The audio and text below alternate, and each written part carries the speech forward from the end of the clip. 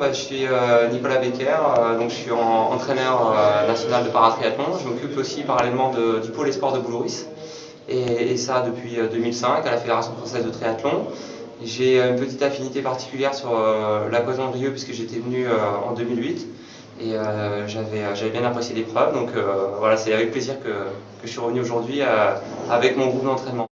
D'accord, donc aujourd'hui, pour la première fois, on avait une vague dédiée au paratriathlon. Quel ressenti tu as eu? Mon ressenti premier, c'est que je sais que toute l'équipe d'organisation a fait des efforts pour attirer un petit peu cette pratique de paratriathlon, offrir l'inscription, faire un petit peu de pub, etc.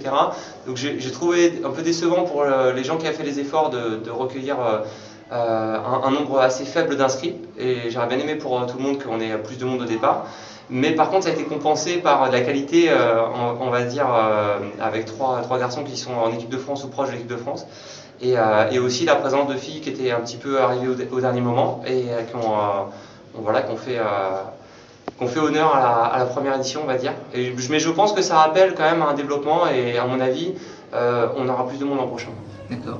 Justement, comme tu parles du paratriathlon, tes objectifs avec des athlètes pour 2014 et puis 2016. C'est vrai que là pour le paratriathlon on est rentré un petit peu dans un double défi, c'est à la fois développer la pratique. L'an dernier on avait un petit peu plus de 100 paratriathlètes en France licenciés, et d'un côté de cet axe de développement et pour tous, il y a aussi l'axe de performance où on a l'objectif de Rio en 2016 qui concerne un groupe assez réduit d'athlètes, donc il ne faut pas confondre. C'est vrai qu'on ne peut pas mélanger maintenant les paratriathlètes, on va dire élites, qui cherchent à faire vraiment des compétitions, championnats du monde, championnats d'Europe et se sélectionner pour les Jeux paralympiques, et les gens qui découvrent la pratique, qui veulent participer. Il y a de plus en plus d'épreuves régionales qui sont ouvertes, ou des épreuves comme aujourd'hui à Rieux qui sont ouvertes aux paratriathlètes. Donc là, on est plus dans un objectif de faire découvrir la pratique, de nombre, on va dire, nombre de participants, et faire quelque chose dans un bon état d'esprit, en sécurité. Et donc voilà, moi mon objectif c'est surtout la performance, mais j'ai un regard aussi avec mes collègues sur l'essor de la discipline. Ouais. Ah oui, en termes de performance, donc tu as des athlètes que tu pourrais nous citer là actuellement?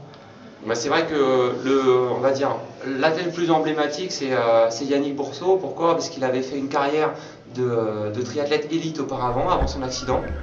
Je suis bien placé puisque j'étais dans son club, j'étais avec lui quand il a eu son accident en vélo, donc je suis assez, comment dire, proche de cette histoire. Et il communique beaucoup, tout le monde aime bien Yannick, a suivi sa carrière, donc on va dire c'est l'athlète phare. Avec lui, il y a aussi deux autres Stéphane, qui sont Stéphane Leroy et Stéphane Bailly, qui sont des garçons qui ont fait 1 et 2 au championnat du monde, qui ont un handicap de jambes, qui sont, on va dire, les 3 meilleurs français à l'heure actuelle. Et derrière, on a les garçons comme Fabien Blanchet avec son guide Cédric, des garçons comme Yann Danter qui était là aujourd'hui, un autre tandem aussi, un athlète qui est sur Poitiers qui s'appelle Geoffrey Versy. Voilà, on a un petit groupe de 6 ou 7 athlètes derrière ces trois-là qui font partie des Français qui jouent l'international. Après, mon principal bémol, je dirais, c'est les féminines. Et donc là, on a l'apparition de 2 ou 3 concurrentes comme Elise Marc qui est venue voir la course aujourd'hui mais qui n'a pas couru, qui pointe le bout de son nez et qui sera performante, je pense, en 2014. Et ça, c'est important pour nous parce que c'est vrai que pour l'instant, on n'a pas de filles sur le contexte international du même niveau que les garçons.